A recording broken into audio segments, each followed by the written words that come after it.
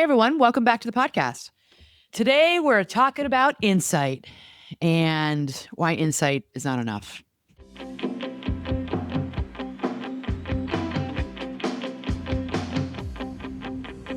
This is something that I have worked with clients on for probably as long as I've been, in practice, is insight and why people come to therapy and why people really actually, as well, come for coaching. Although coaching people want to take action, although not always. If you remember when I talked, was it a few weeks ago, about how there are people who can pay for coaching, no problem. But when it comes to taking action, they're like, oh, I don't know if I really want to do that. That's what this episode is about, is that insight is not enough. What do you think? Let's just keep going. Insight. All right. Because once again, you had no idea what we were going to talk about. Yeah. So having insight on Insight your alone doesn't change us. situation, and you feel like maybe you got the inside scoop, right? Is what you're saying, but maybe you actually don't. Understanding. You know, I mean, this is the thing that has happened really over the past 10 years, which is in some ways great. And I love it. I'm here for it. I'm completely here for it. But on the other hand, it's like, okay, but don't stop there. Keep going. Yeah. Right? So you have the insight. You have what you feel is like the secret sauce. You've defined it for yourself. And then you choose, maybe because you can or can't, but you choose not to act on it. At some level. Yeah. Right. I think today, and so in the past, especially 10 years, I think we know more about ourselves than ever before, which is really amazing. I mean, I have clients and I have family members, like, you know, we have lots of adult nephews and nieces now. And, you know, they talk about how they know their attachment style. I'm like, that's amazing. I mean, attachment theory, I learned about it, touched upon it a little bit in undergrad, but really studied it in graduate school. And I would talk about attachment theory and attachment styles with my clients, touch upon it, but we didn't talk a lot about it because I think some of it went over their heads and they're like, okay, you know. And now there's books written on it. I have that book here attached, which everybody seems to be reading. I actually think I gave it to a client. I don't know where it is. I got to stop giving my books away because I don't get them back. All right. So can I give you a tip real quick? Yeah. Okay. Every time you look over there, I know I like do a double take. I'm like, am I looking over at like the bookshelf in like Shrek? Like that goes up like 3 stories high. Like, how big's your bookshelf over there? It's not very big. Right. Okay. I've gotten rid of a lot of books over the years, but no, I have a lot of books. Well, there's books down there. Anyways, I have the books I use the most, I talk about the most, sitting up here, because when I'm in a session with somebody, I'll just lean back and pull it out for them to see it. That's why I have these books out here, because I'm like, read this book. This is your homework. I want you to look at pages, 29 through 31. I want you to read this. So years ago, yes, I would talk about attachment style, but now I've got clients who have read these books and they like, this is my attachment style. I'm anxious, avoidant. I'm like, that's cool. I mean, it's really cool that you know this, right? They know their trauma history. Trauma is much more, open and out there. And there's a lot of literature and material out there for people to read about, their trauma. People know their triggers. They know what gets them agitated. They know what gets them going. Okay, that for me is a trigger. They know their personality profile. I mean, gosh, who hasn't taken these tests before you're going into any job these days? It seems like everybody's got to take some sort of character or personality test, right? The Myers-Briggs is the old one that, many of us, the Gen Xers and baby boomers, know about. And there's new one since then, right? People know why they procrastinate. Yeah. Like, yeah, Anna, I know why I do these things, right? I know why I pick these emotionally unavailable people. I mean, we've talked about this on the podcast so many times. It's come up.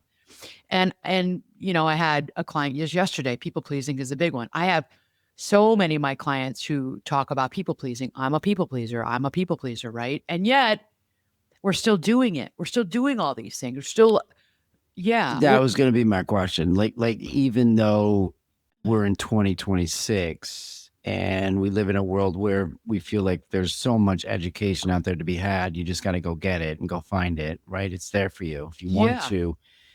Might it be too much? Might you have too much data to become air quotes Yeah, insightful, possibly. and maybe Yeah. you just can't move with that? Well, I don't know if it's too much to. No, I think the insight is good, right? The thing is that, like I just said, like we're still doing it, and therein lies the rub, right? Therein Yeah. lies the problem. I've had clients sit across from me and come to me in the beginning and explain their own patterns. When we've done episodes on patterns and Yeah. why patterns keep you stuck, they come to me and they tell me about their patterns with remarkable accuracy. I'm like, damn, Yeah. that's impressive. Like you've actually done a lot of work on this. And, they can tell me where the pattern came from in their life, right? They know, why it developed and how it's hurting them, Yeah. which, impressive. And then a week later, they're doing the exact same thing. The exact same thing, right? It's not because they're stupid. It's not because they're resistant. I've had people, I'm so stupid. No, no, no, you're not stupid. It's not that really because they're resistant. There might be a little piece of that. It's in it, and they're not lazy. I really don't have people who don't come to me. I maybe like in all my years, I've got one client who I'm like, okay, this really might be truly about some laziness, but out of all the thousands of people I've treated, it's not laziness. Yeah. Because insight and change are not the same thing. They're two very different things. The first part is insight. The second part is change. So, the first part in some ways it's curiosity and it's interest and it's in ourselves. It's introspection, which I love. And I think it's amazing that people are interested in developing insight into themselves. Today we're going to talk about one of the misconceptions in personal development. And that's the belief that if you understand yourself deeply enough, you're automatically going to be different. And that's a huge misconception. Yeah. Is that, in the whole personal development field, right? The research does say otherwise. And after 30 years as a therapist and a personal development coach, high performance coach, I can tell you the same thing. Insight, yes, it's so very necessary. You got to start there. But insight alone is wildly overrated. So okay, I see what you're saying. So you brought up, go back 1 second. Yep. You brought up the whole interview topic for a second, right? So being insightful is being able to dig deep into yourself and present probably better, hopefully, right? If you're the interviewee, right, you should be able to go there. If somebody brings a Right. question or a topic to the table, you should have enough knowledge inside of yourself about yourself that you can express and answer clearly. I think the other side of it too is that there's a whole panel of people interviewing, Yeah. right? I think those people now have become more insightful. Like they understand, they think about like, what are the things we're actually looking for in a person? Not just you look good on paper, not Yeah. just that you got a nice suit on, not just that, you have a good smile. Right. It's the type of questions that go there that dig deep, right? Like those people now are also insightful and ask good questions because they're really concerned about what is this person like inside and Right. what do they bring to the table, because it's our culture that's important to us, right? So the insight is like Well, I think it's also emotional intelligence, which we've talked about before. yeah. And I think we're getting better at emotional intelligence. I believe A lot of us, I not all believe of you're us. true. I believe that's true. Because I think even Asking good questions, well, the types of questions, that piece of that is EQ. well, but also knowing why you're asking that question. It's right, one thing to be right. able to put a question Sure, together. sure, I mean, I can ask AI to give me a list of 20 really good interview Yeah, that's questions. right, that's Okay, now Yeah. I'm good at it. No, Right. I'm just good at typing. That's it.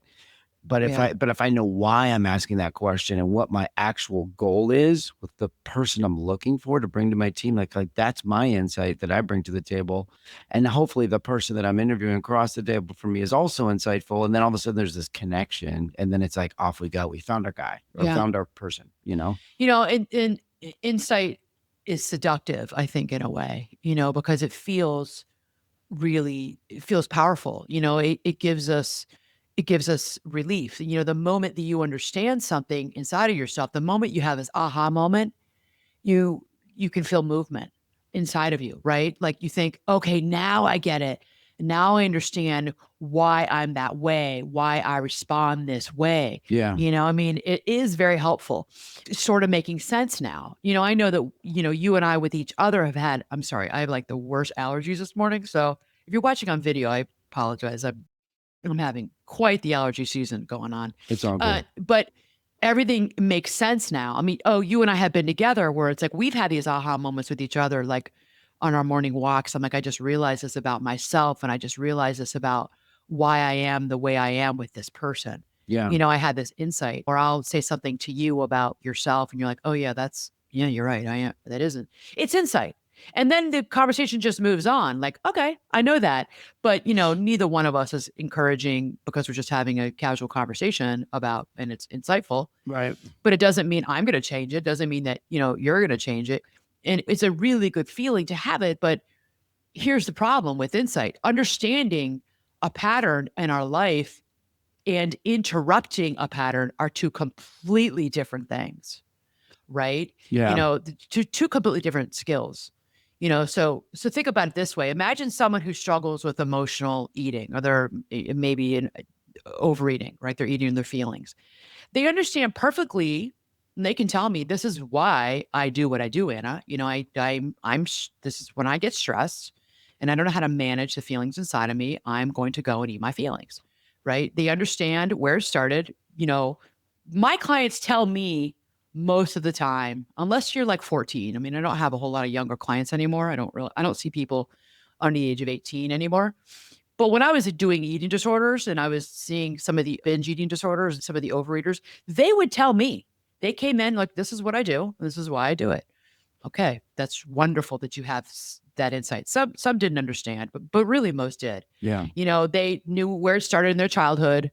They can tell me the time and the place, the outfit they were wearing, the smell in the air, when their mother or the camp counselor or a peer made a comment to them about their body size or how much they were eating. They remember it. It's like a moment in time that stopped for them. Okay, that's great, right? They understood why food has become a comfort to them. Okay, that's amazing. That's amazing that you have an insight. They understand really their entire psychological mechanism. They get that. But now it's 10 o'clock at night, right? And they've had a horrible day. Let's bring it up to present day. It's 10 o'clock. They've had a crap day. They're anxious. They're totally overwhelmed. They're 32 years old. And suddenly they're standing in front of the pantry, staring at the Cheez-Its and staring at the Doritos and the dip. Let's make it a healthy food, staring at that big thing of hummus, staring at whatever it might be. Yeah. The frozen pizza. So did the insight go away? Well, no, the insight did not go away. They have all the insight. It's right there. Yeah. The behavior is going to win. And that's why they come to me. Or should they flip the page and maybe there's different insight now? Maybe the insight is about the label on the package of the thing you're about to eat. No, right? The insight is, oh, I have all this insight about the whys, the whats, the whos, my past. But here at 10 p.m. at night on, May 1st, 2026, the new insight is that insight's not helping me right now at 10 o'clock at night.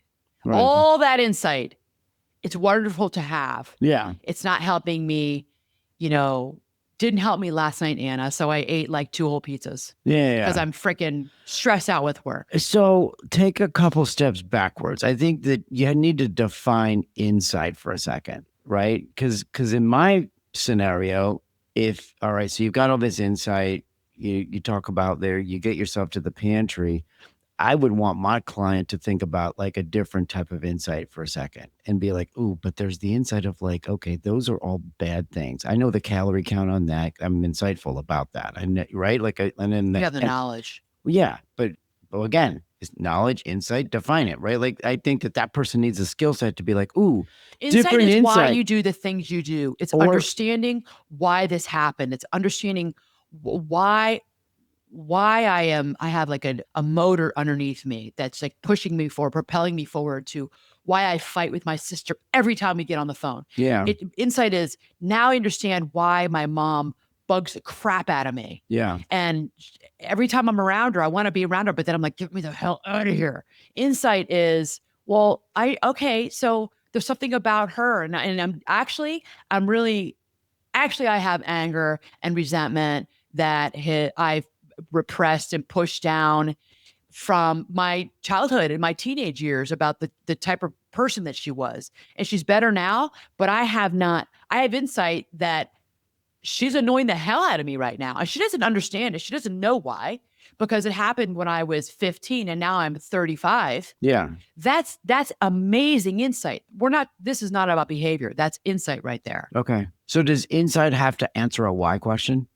I think, well, for most people it does. Okay. I mean, I think you could, we got 500 people listening right now. If you ask somebody to define insight, I think you're going to get a bunch of different angles of this, right? You're going to get, I don't know that you're going to get one clear trend answer, insight, right? Because insight could be really good insight. Like, okay, I understand that I'm really good at this, or I bring this to the table, or I react this way in a positive way. Right. Insight can also be the exact opposite. Like, ooh, my insight is that like, man, I'm terrible at this. The insight, like, I know that, right? It's all insight. Yeah. Or it can be what you just said. It's like answering the why question. Why do I do that? This takes a little bit of work. I mean, I have clients who come to me who have very little insight. Yeah. Very little insight. Good, bad, or other, right? They don't know. That's why we go to therapy. Yeah. I mean, we need to look at the past, psychotherapy, by people who come. They have problems in their lives. I see this a lot with people who have access to personality disorders or characterological, I have people who come to me over the years like, I am blowing up my life. I have no friends. I can't keep friends. I don't know what is going on. And that's a little bit of a different, more clinical mental health issue. There's a lack of insight. And we talk about this all the time as therapists. I mean, when clients lack insight, there's a massive defensiveness, because what happens? Your wall goes up, you're defended, because you don't really want to have the insight because, oh my God, maybe I am the common denominator. And that is very scary and very threatening for people to think that maybe I'm like, that funny meme you see on social media. Am I the problem? Am I the one? Is it me? Is it me? Yeah. It's like, well, yeah, sometimes it is you. If you have no friends. Yeah. And then we as therapists, in our case consultations, we'd see the patient, the client lacks insight.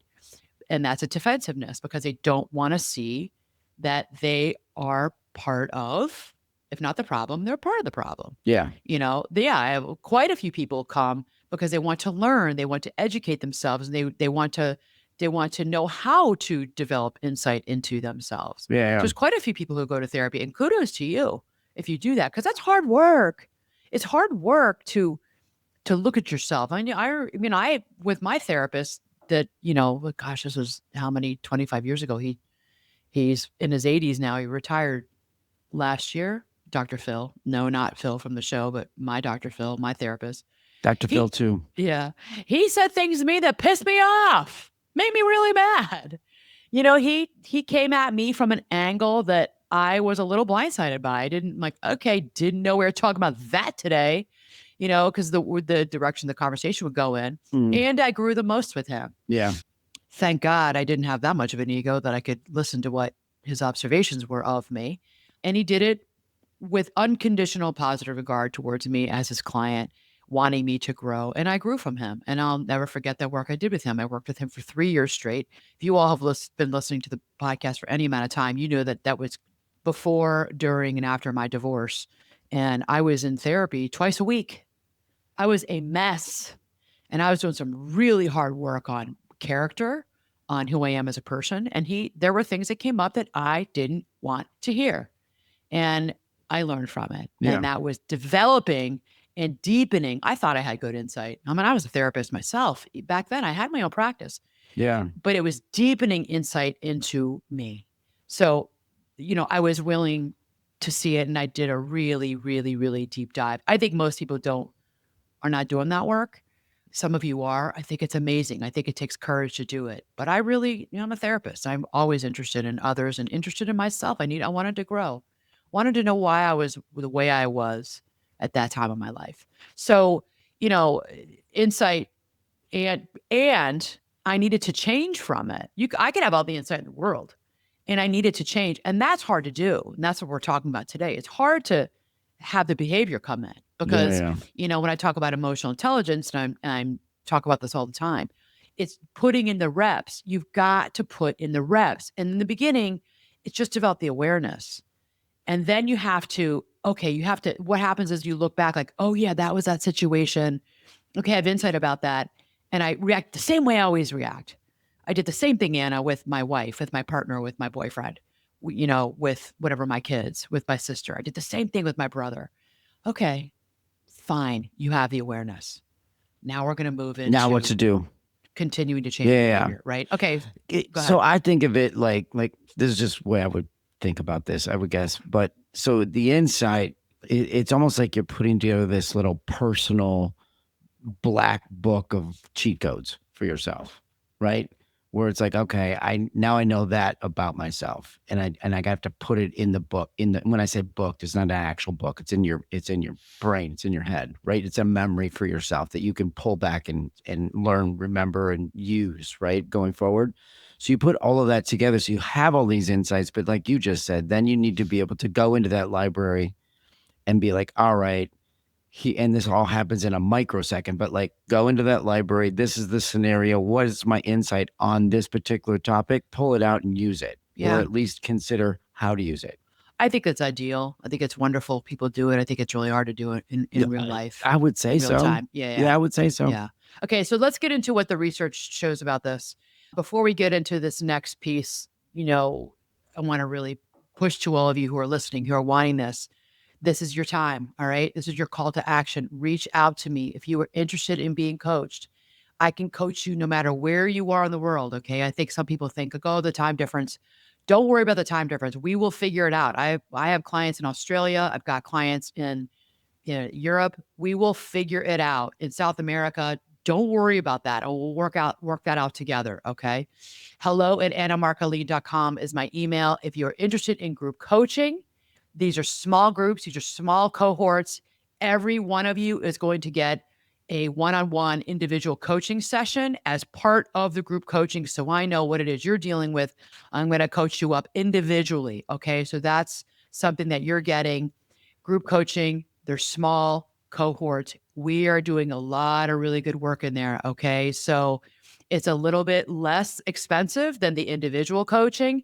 It's really wonderful what you're getting. You are going to leave group coaching with skills that you didn't know before you started working with me. All right.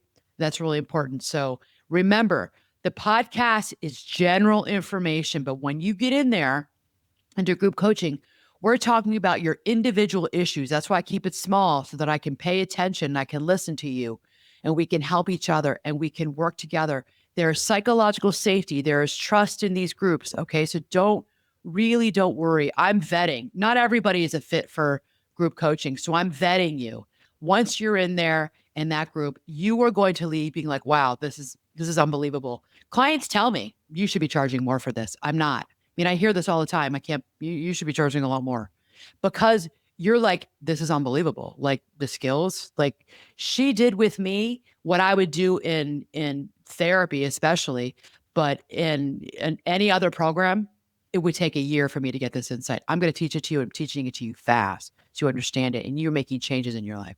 All right. So email me, hello@annamarkalead. You could just say the word ready. Just say the word ready, and then I will know. Blake, my assistant, will know, and we'll get you on the list. Okay. It will get you more information. All right. So, and then please, as always, don't forget to rate, review the podcast with 5 stars.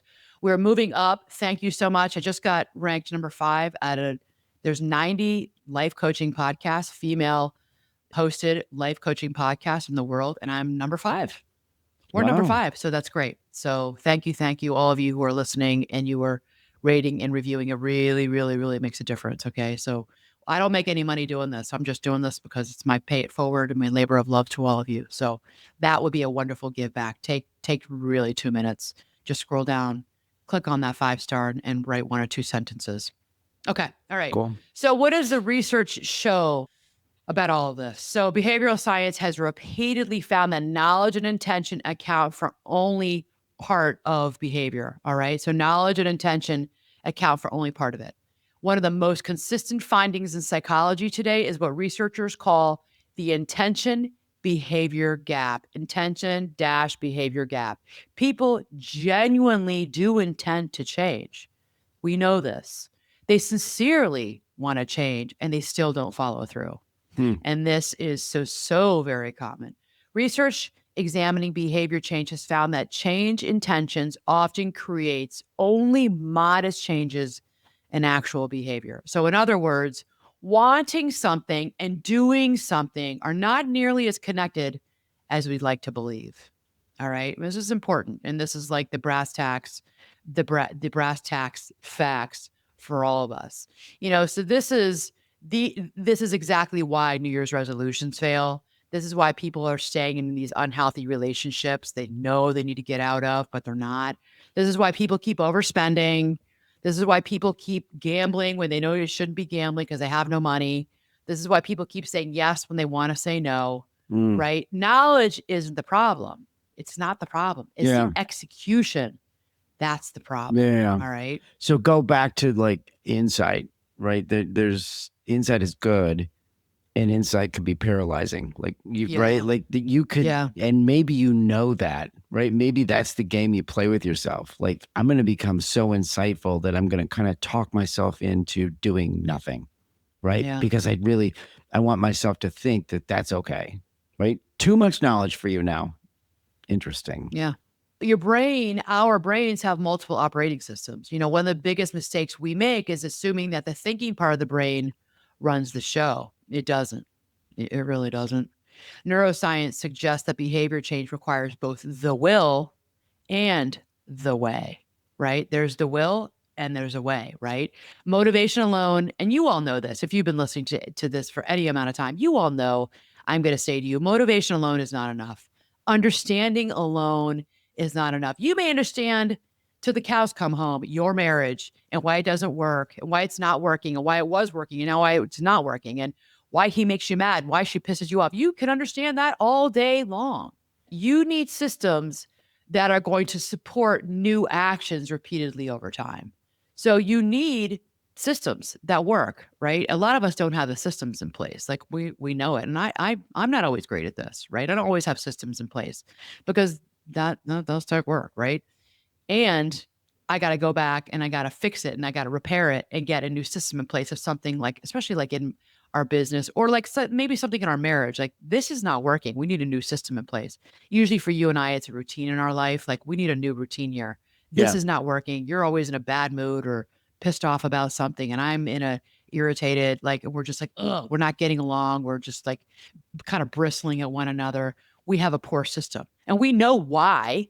We're mad. You're overworked. Like you were just talking about earlier this morning. You're overworked. You're in an irritated, bad mood. I'm overworked. We're like 2 ships in the night. Well, we need a new system. We need to hit the reset button. And we don't always do it right away. Right. You and I will sometimes let that go on too long before we actually do behavior change. And I think it's really common. Yeah. A lot of people are this way, right? Because our thinking brain loves insight. It's easy. It's like, I like to think, I think, and I like to think. What's that from? That's me. It's the kids, when they were little, I used to play this tape for them in the car about this owl. Okay. I think I like to Just think. the fact that you're playing a tape. That right? puts us into context already. It was a CD. How old are you again? Yeah, well, our kids are in their 20s and early 30s. It was my family 8-track. It was tapes when I was in high school. We had tapes. It was Gen X tapes. In Excess, Duran Duran, YouTube. I don't even know what you're talking about. REM. I had tapes. And the kids, it was CDs. And I used to listen. I'm driving the car. You all know I'm listening to all their music. You guys know Peppa Pig. Like, I would listen to all of these, you're like, oh my God, like you're listening to all this music, all this. Well, there was this owl that I loved. I thought this owl was so funny on the CDs. And the kids remember, I was just doing it the other day to my daughter, who's 29. I'm like, I think. And she's like, Mom, oh my gosh. I'm like, I love that owl. They didn't love the owl as much as I love the owl. Anyways, the brain loves to think. I have a vision of you like driving what was that? Is it Trans Am? I still quote VeggieTales. I still quote Shrek. Well, the whole family quotes Shrek, but I quote Shrek. Just this morning, you were hugging me, and I'm like, I can't breathe. I can't breathe. That's Donkey. I can't breathe because you're hugging me too tight. Wow. Well, we all love Shrek, and everybody quotes Shrek. All right.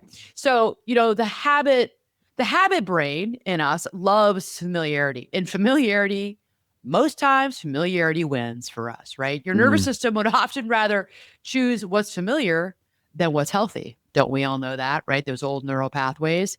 We do what we know, what feels familiar, because it's easy, it's a no brainer, and it kind of feels good. You know, And is it because you think you've got a lot of insight on that? yeah, and Does we're that comfortable play with into it. Like, this? I know I do this, and I don't know it's not the best thing. I know I smoke. I probably shouldn't be smoking cigarettes. I shouldn't be vaping this much, and I still do it because I'm familiar with it. I know it. I know how it makes me feel, and I kind of like it. You know, Yeah. there's part of us that likes it, And right? so just right there, that little 12-second thing you just said, like you have had moments of insight all the way around this Right. topic, right? I know it's not good for me, but I know it makes me feel good. Those are two different insights, Yeah. right? And I do it anyway because of this. So there's another couple insights. Like you Right. just defined what I said earlier that like Right. the Yeah. insight can like paralyze you Well, why do you think people too stay? much. Why do people stay in jobs they hate? Well, because of Think about that. yeah. Why do people stay in jobs they hate? Why do people stay in relationships that totally drain them? You know what I mean? Why do we keep repeating these family dynamics that we swear we would never recreate? And here we are now with our own kids and our own marriage, our own partnership, and we're like, oh, I'm doing it. You know how many times I've heard, clients over the years, I've even said this myself, like when I was in my early 30s, like, oh, I've become my mother. And I said, you hear yourself, don't do that. You're like, oh my gosh, I'm using the same intonation, the same volume. Like I'm doing everything that my mom did when I was little and I said I Yeah. wouldn't do, or my dad, Yeah. right? And that's the insight that you just realized. And you have this like aha moment of the insight Right. of, wow, Right. I said I would never do this and here I am doing it, Yeah. And why do we repeat these family dynamics? It's not because we want to continue to suffer. No, I mean, we're not choosing suffering, so to speak. The brain recognizes the pattern. It's pattern recognition. The brain, this is not about good or bad, positive or negative. The brain just knows it. And that's really important for all of us. Don't put feeling with it. The brain just knows it. And recognition does feel safe to us. It feels safe to our brains. Yeah. And let me ask you a question. When we get to the end of this episode, are you going to give us all like a couple things to do to like take insight and push it into action? Is that like where because like Yeah, the right power now, moves. this is a frustrating conversation For you? Yo, gosh, yeah. And I would think it is for anybody else too. Cause it's like, oh, I have an insight on that. Well, that's good insight, but then you do nothing with it. And We're gonna get there. there's other insight that like Hold makes you on. pause. We're It's getting like, there. oh, so what to do? Yep. Can we fast forward? Okay. No, we'll get there in a minute. I want to talk about why therapy doesn't sometimes solve for people. This is important. So, Okay. I think sometimes we don't talk enough about this. Some people have become professional insight collectors. Okay. I think maybe you've come to my side of this conversation for a second. Too much. We've spent years analyzing ourselves, right? Yes. We've spent years understanding ourselves Okay. and each other. And I have insight about me. And not only do I have insight about me, I have insight about you. and I have psychoanalyzed you in my therapy. Right. And I can tell you a lot about you. Actually, there's things about you that you need to know and I need to tell you. Right. Right? I mean, we can do this till the cows come home, Yeah. right? Years discussing ourselves, identifying every wound in our lives, but we haven't practiced really being different. I mean, insight can become a substitute for action. And therein lies the rub, right? We know why we struggle with setting boundaries. I mean, my clients know why they struggle with setting boundaries. Often it's that people pleasing piece that comes up, but they don't set the boundaries. I know why, but I'm not going to set the boundary. Yeah. They know why they avoid conflict and yet they still avoid conflict, right? I mean, they know exactly why they are sabotaging or they self-sabotage in a relationship. They do it to themselves. They sabotage the whole relationship.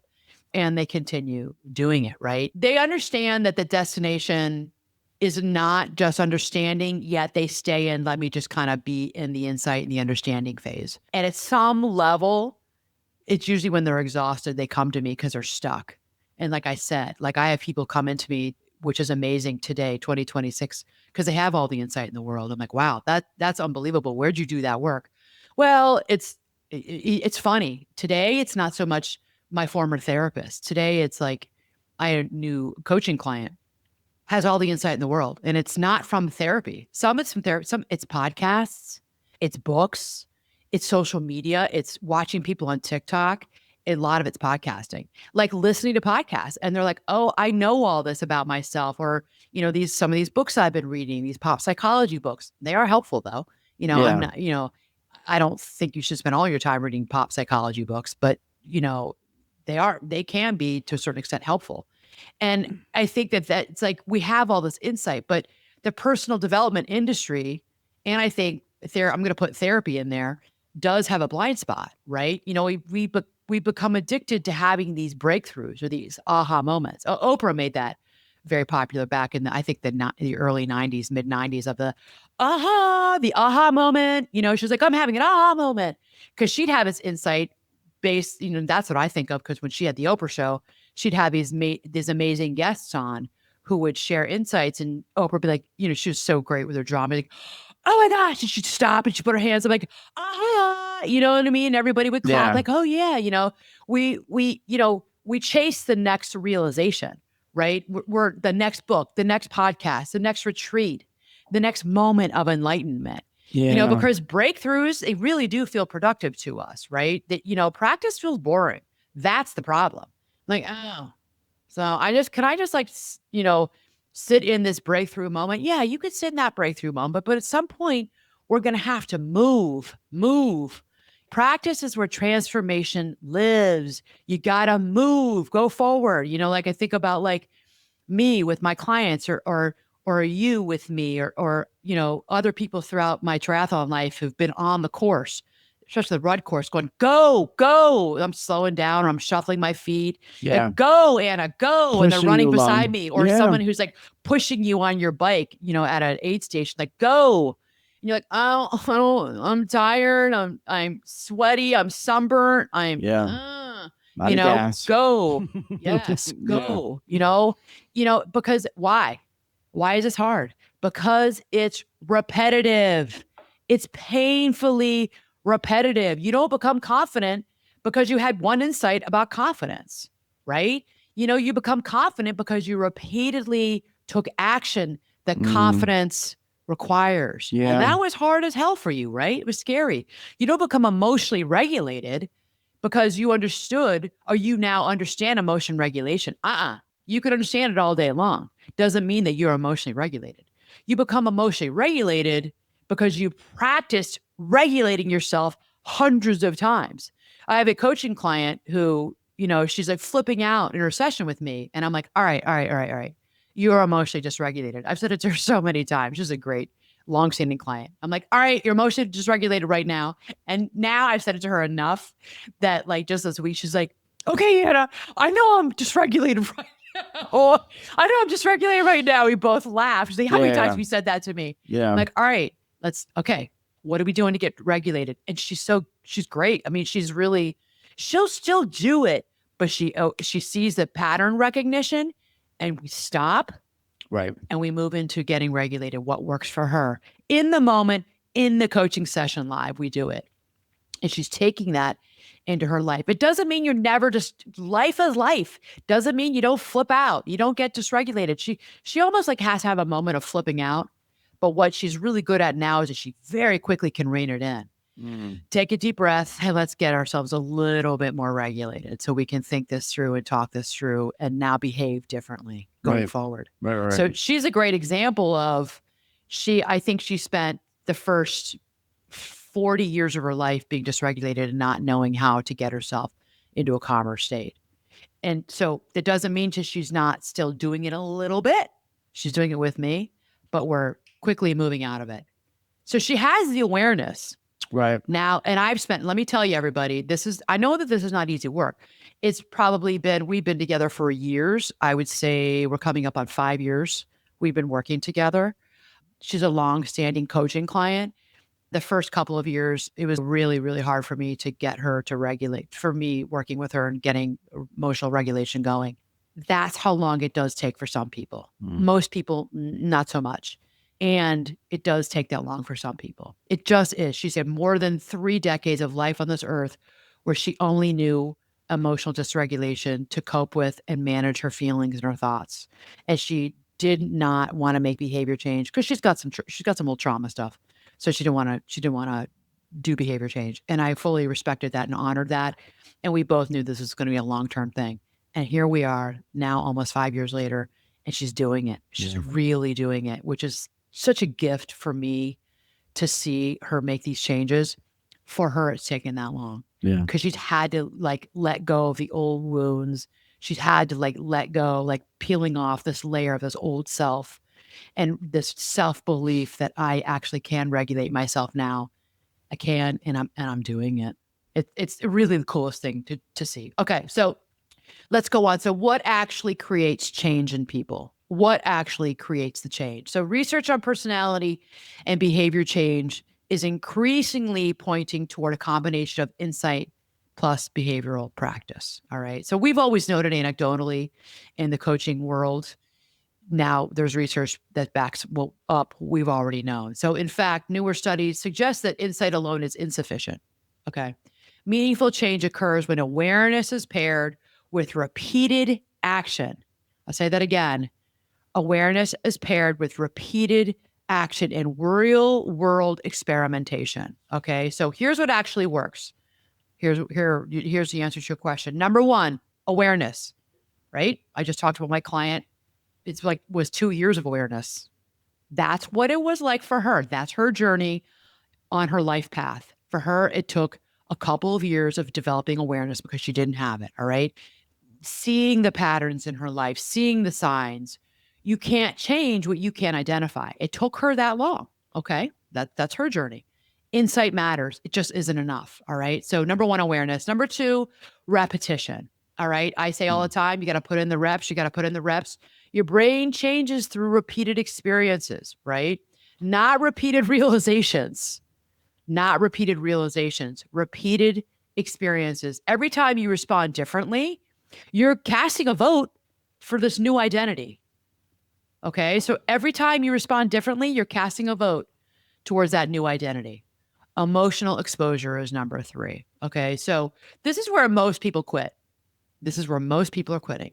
Real change requires get comfortable being uncomfortable. That's where change occurs, right? You don't learn boundaries by reading about boundaries, right? You learn boundaries by disappointing someone. So moving out of people pleasing and knowing some of you are going to white knuckle it. You're like, oh, yeah, I know I'm good. Oh, it's so uncomfortable. It's so uncomfortable. I know I'm going to make her mad. I know I'm going to disappoint my boss, the PTA mom. I know it. Yes. And you need to do it. And you got to keep doing it, right? You learn. So that's how you learn boundaries. You learn confidence by risking failure. You learn confidence by raising your hand and standing up and speaking. Yeah. Right? You learn self-worth by surviving rejection. You can survive and you will survive feeling rejected by another person. And when you've been through it, when you come out on the other side of that, what happens is self-worth can and does go up, right? The lesson enters through experience. You've got to experience these things. You gotta. I know that that's hard for people, but you gotta. Not explaining your insights that you have about yourself. You gotta. This is where the rubber hits the road. You gotta change behavior, right? I mean, how did I get to be a better swimmer? You go back to sport. How do I get to be a better swimmer in triathlon?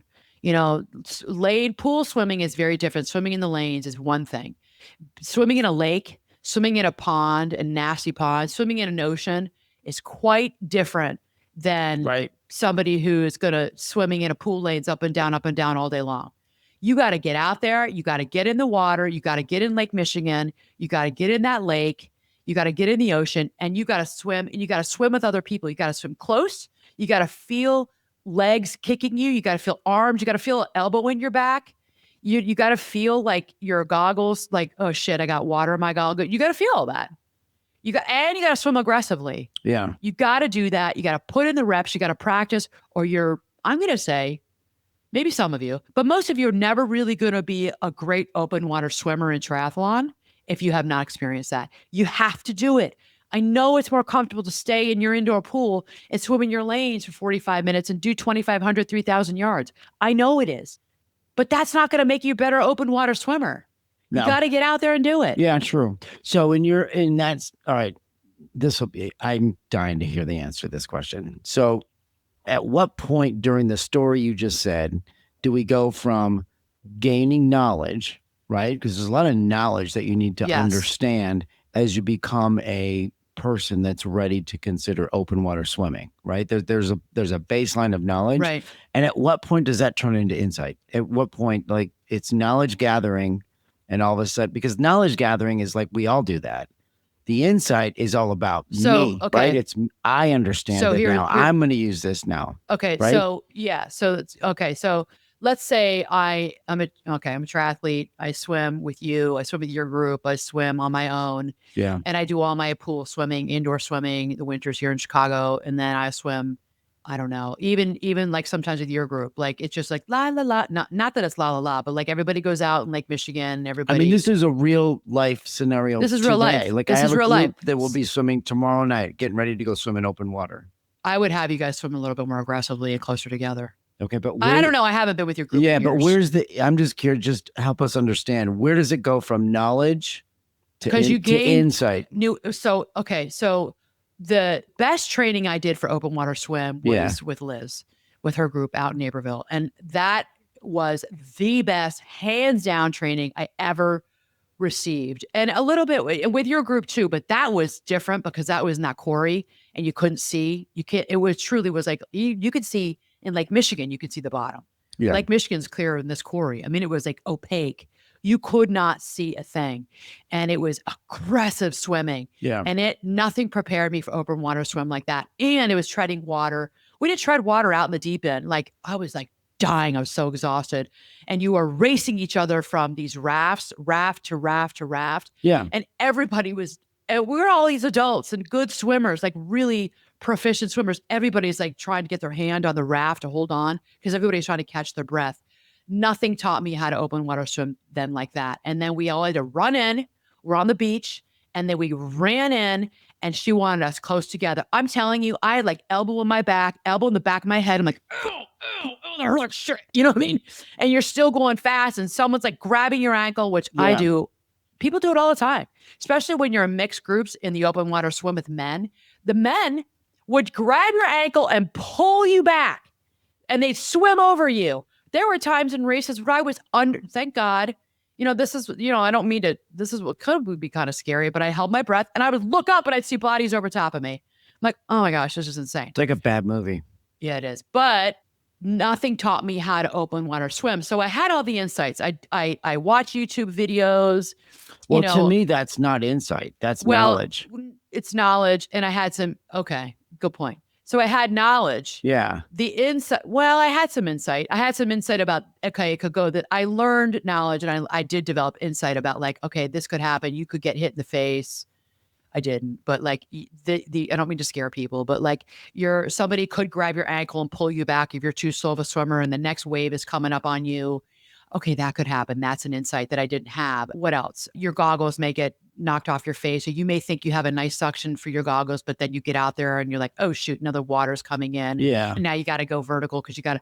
So those were all insights I didn't have that, okay, that's it's knowledge and insight. No. And then you're trying to stop me. The new insights are you get out there in the open water swim with my group, and then I see how I am. So what I learned was, but it's by putting in the reps, I gained new insights, different insights, and deeper insights. Like, oh, Anna, you really do get nervous at this point. Yeah. You get tired. Oh, you're not that aggressive. Because women, it's funny, a lot of women are like, we're like, sorry. If you do these women-only triathlons and you have like weekend warriors, women are so different than men. We're like, oh, we'll stop. Like, oh, I'm sorry, I hit you.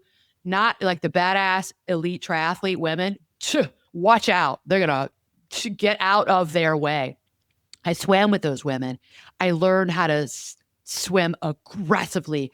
I learned how to be an athlete. So it was because I got hit, because I got left behind, the new insights were, oh, I need to do differently next time. So those were insights. The action change was the next time I went out, I swam more like them. And it made me a more aggressive swimmer. So when I came and I swam with your group, I swim in the pool, they were like offended by me because I'd swim over them. I'd pull their ankle. I would like be like, get out of my way. I'm like, hey, we're on the pool deck and we're not training. I'm like, you want to go have coffee together? But like, Yeah. you're such a brat. You were such a brat. I'm like, well, that's triathlon swimming. Yeah, it's real. If you want to be a competitive athlete, you better swim like that. Yeah. So Yeah. I know it's a long story, but it's an important story because it's knowledge and insight, and then it's behavior, and then that behavior deep into insight of what I need to do. So, do you know what I'm saying? It's like I know what you're saying, but I want to make sure that we all know what you're saying. So take it just in little baby steps. I'm sorry, I totally went off on a tangent there, but it's I okay. got wrapped up. I think there might be a story in here that actually applies. So I think the knowledge. Well, let's just stick with the goggle scenario. Forget about all the other stuff, right? Yeah. It's the let's go with the goggle thing, right?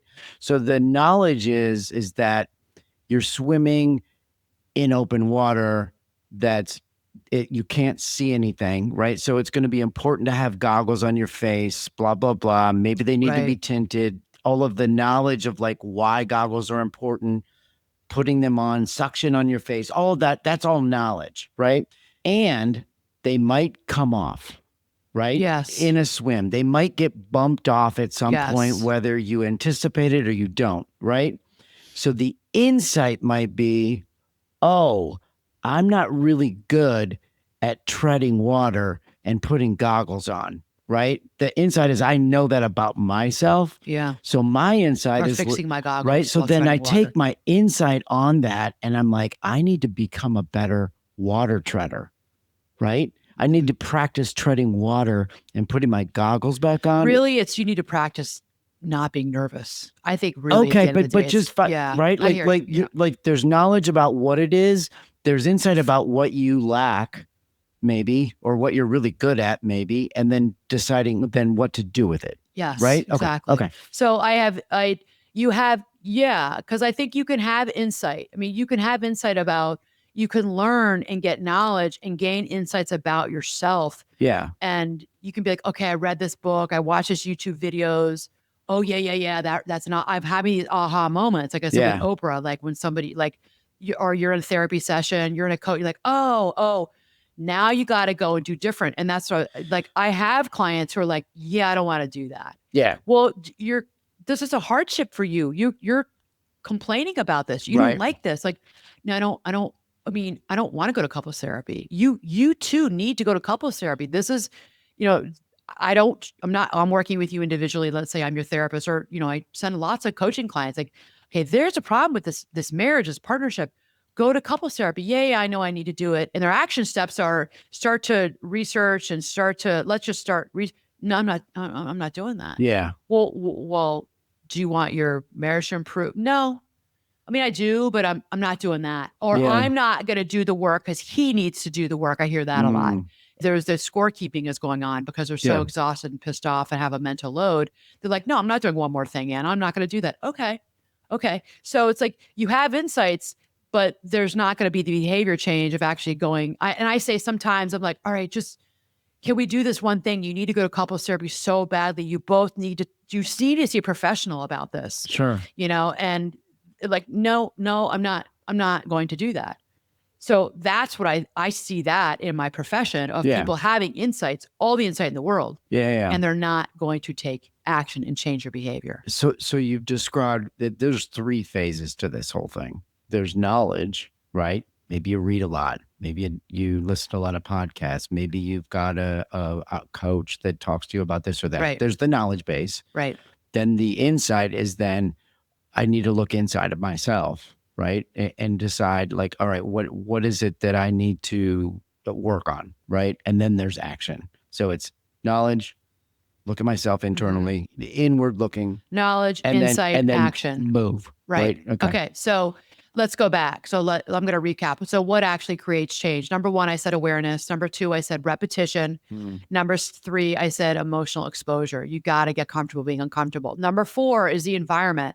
So behavior Hmm. is heavily influenced by context and cues. Okay. So habits don't exist in a vacuum, right? They're connected to environments, routines, relationships, and triggers.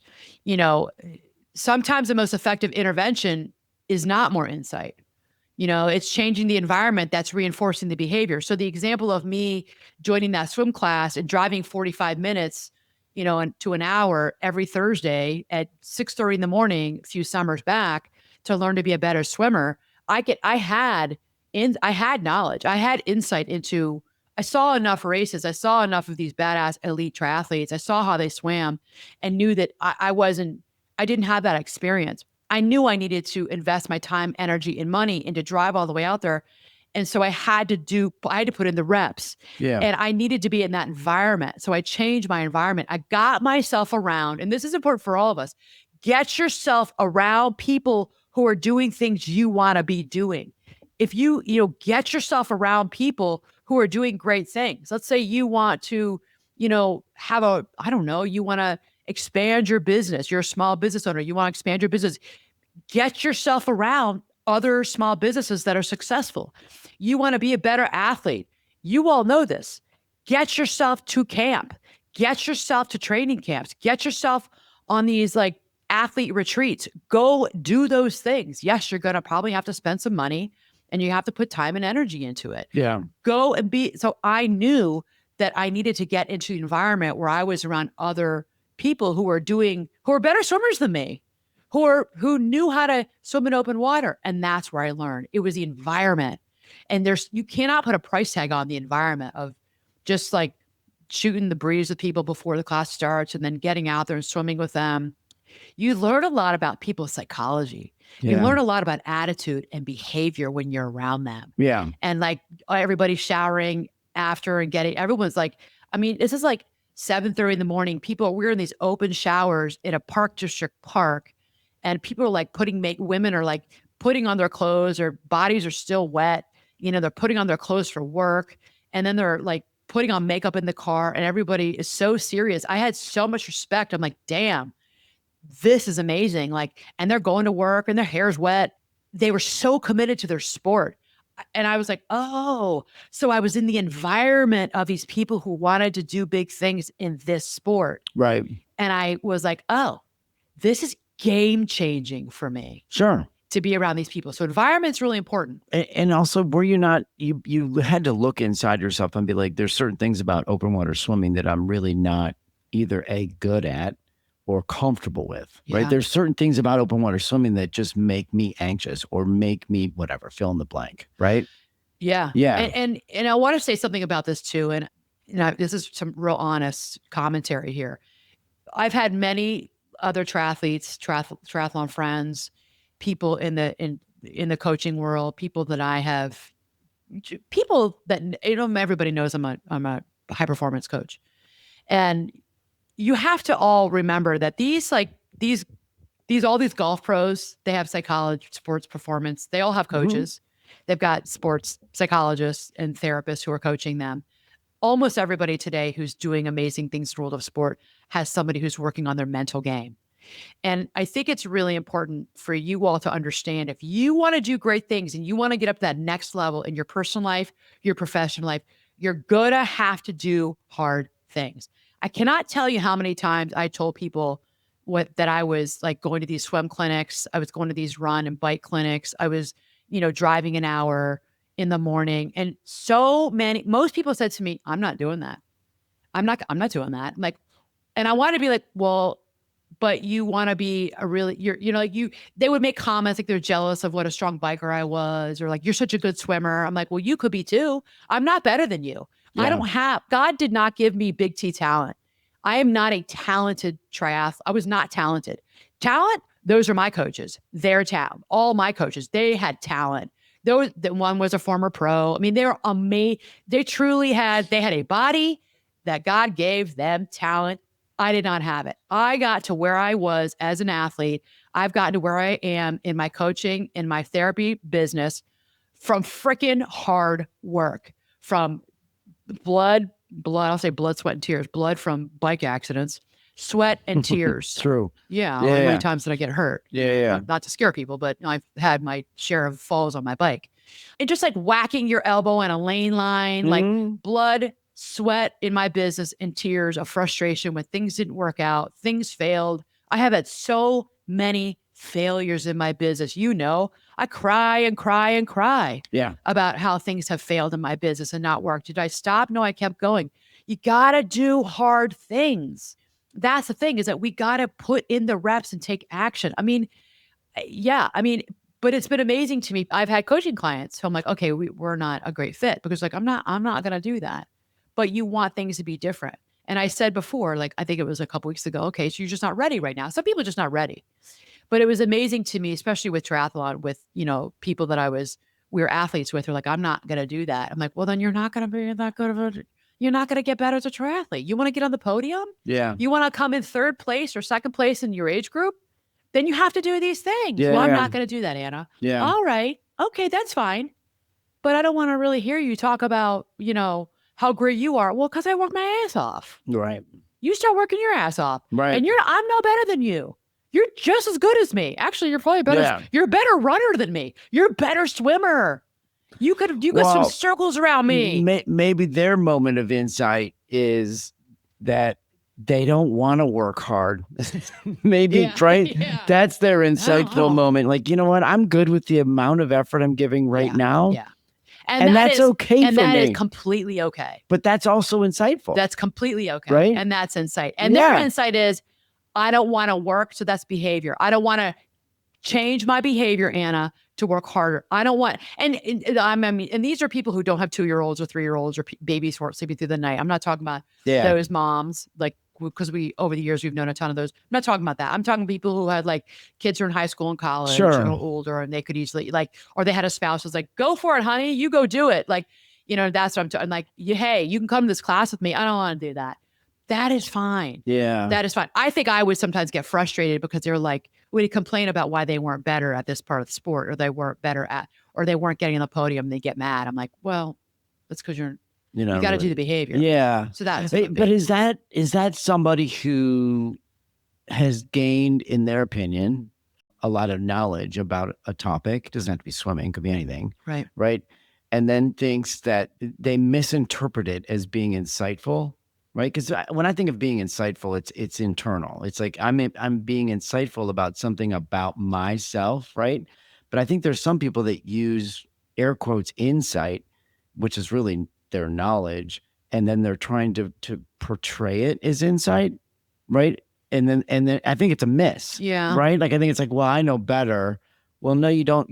No, you're not. You're using knowledge. I think knowledge and you're using knowledge and insight, Tim, interchangeably, and I don't think they're the same thing. I agree. No, I'm exactly. Yeah, they're not the same. I agree. You can have knowledge and not have insight about yourself. Insight, usually we're talking about, is subjective. It's correct. About me, yeah. myself. Right. I, me. Yeah. Right. I mean, you had an athlete who used to run with you guys all the time. She had knowledge about running and why she should do certain things with running to get faster. And I think she lacked insight about herself, about what it was that was keeping her from she wasn't doing the workouts you were giving her. Right. I think she, at some level, I think there was a little bit of denial, but I think there was some lack of insight. She didn't want to go there. Yeah. And that's fine. That was where she was at. Yeah. She's just like, okay. That's a good example of like what this episode is actually about. Right. Yeah. Like the difference between knowledge and because she lacked and insight, she was never going to get to behavior change. Yeah. Okay. So the moment that matters for all of us, here's the part that nobody likes. Okay. As we're ending this episode, change doesn't happen when you're journaling. I got to say that journaling is wonderful insight, but that's not where change happens. Change doesn't happen while listening to this podcast. You can listen, we're over an hour in, you're listening. You're still here. That's amazing. I'm happy that you're still here with us. But that doesn't mean that change is going to happen because you're listening to this podcast. Change doesn't happen while reading the book. The book that you found. It doesn't, change happens the moment you are activated. The moment your spouse says the thing. The moment your boss criticizes you. The moment your teenager, rolls her eyes at you. The moment anxiety shows up, or the moment you want to quit, right? I mean, the moment you want to people please. This is the moment that matters, right? Yeah. The moment you sort of want to abandon yourself because you're so used to abandoning yourself. That's the lab, the real life laboratory for each and every one of you. That's where the work is, not afterward, not in hindsight. Hindsight is 2020, right?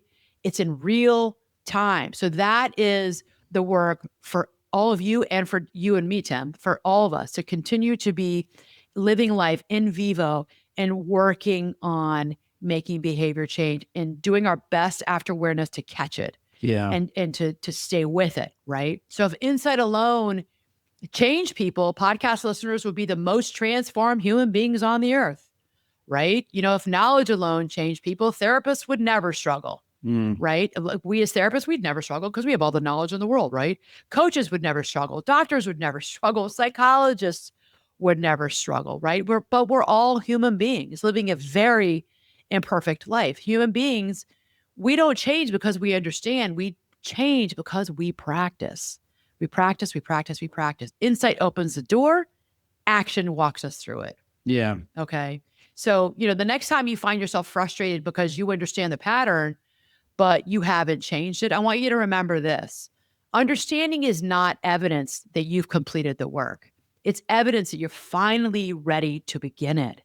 You're finally ready to begin it. All right. So insight illuminates the path. So it lights up like on the plane, the light on the path, the walk, the aisle, the emergency lights come on. Use that as your insight. But behavior only changes when you walk down that pathway. You walk down that aisle. All right. So if this episode resonated for any of you, for all of you, send it to someone who keeps saying to themselves or saying to you, I know exactly why I do this, but they still feel stuck. Send this episode to them, okay? Because having all the knowledge and the insight is valuable, but becoming something that's different, that's behavior change, okay? Becoming is something that's totally different. So just as we close, so the knowledge is in your brain. Yeah. Right? The insight is you looking internally. Right. In here, right. So here's the in, and then what's the visual? And the behavior is the action. Okay, there you go. I'm doing my jogging. Thank you. Okay. There you go. I like that. All right, everyone. Mad love. Until next time. Have a good week, everyone. We'll see you next time.